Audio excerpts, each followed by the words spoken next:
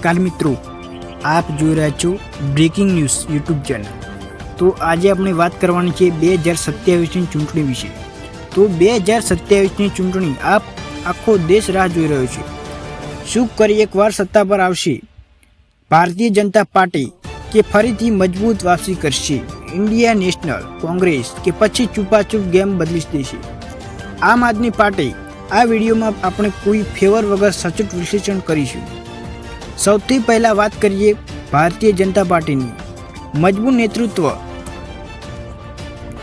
પ્રભાવ હજુ પણ મુખ્ય મોટો છે। મજબૂત સંગઠન ગ્રાઉન્ડ લેવલ પર કાર્યરત, ખૂબ સક્રિય। પણ શું કામગીરી છે?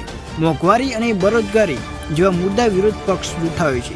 લાંબા સમય સુધી સત્તામાં રહેવા કારણે એન્ટી ઇન્કમ્બન્સી। હવે વાત કરીએ ઇન્ડિયાની નેશનલ કોંગ્રેસની। નવી સ્ટ્રેટેજી અને ગઠબંધન, કેટલાક રાજ્યોમાં મજબૂત વાપસી પણ પડકારો પણ છે। નેતૃત્વ મુદ્દો, ગ્રાઉન્ડ લેવલ પર કમજોરી। શું કોંગ્રેસ ફરીથી રાષ્ટ્રીય સ્તરે મજબૂત બની શકે? અને હવે સૌથી ઇન્સ્ટેગરી પાર્ટી આમ આદમી પાર્ટી દિલ્હી અને પંજાબમાં સેક્સ મોડલ, સક્સેસ મોડલ, શિક્ષણ અને હેલ્થ પર યુવાનોમાં લોકપ્રિયતા, રાષ્ટ્રીય સ્તરે જો મર્યાદિત અસર, અન્ય રાજ્યોમાં વિસ્તરણ મુશ્કેલ। 2027ની ચૂંટણીમાં જીત કોણ છે એ ફેક્ટર પર પણ આધાર રાખશે। યુવાનોના મત, મોંઘવારી અને રોજગારી, ગઠબંધન, સોશિયલ મીડિયા પર પ્રભાવ, લોકલ વીએસ નેશનલ મુદ્દા।